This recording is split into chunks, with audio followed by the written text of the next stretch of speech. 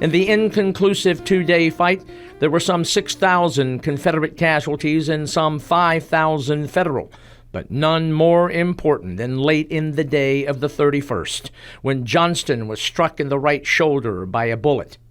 As he reeled, he was hit again, a shell fragment to his chest. His wounding prompted Jefferson Davis to place in command a 55-year-old general whose promotion raised eyebrows. One Confederate major asked what many were probably thinking of the man nicknamed Evacuating Lee, or Granny Lee.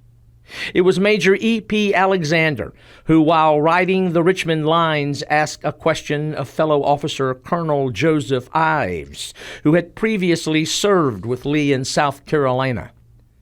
"Ives, tell me this.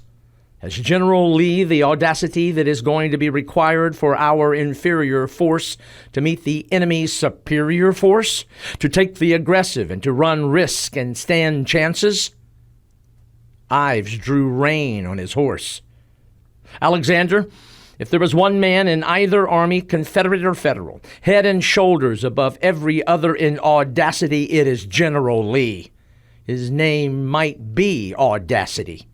He will take more desperate chances and take them quicker, north or south, and you will live to see it too." Alexander wasn't alone in his doubts.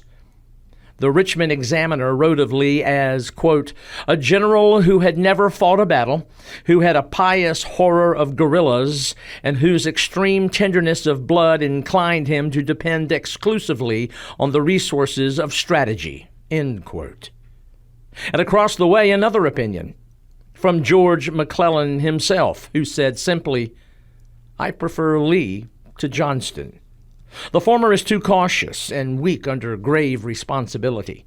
Personally brave and energetic to a fault, he yet is wanting in moral firmness when pressed by heavy responsibility, and is likely to be timid and irresolute in action."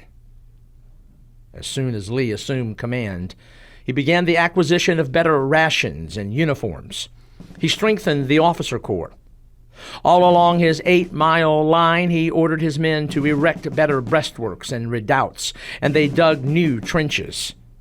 Yet to many, digging wasn't fighting, and so Lee was tabbed the King of Spades.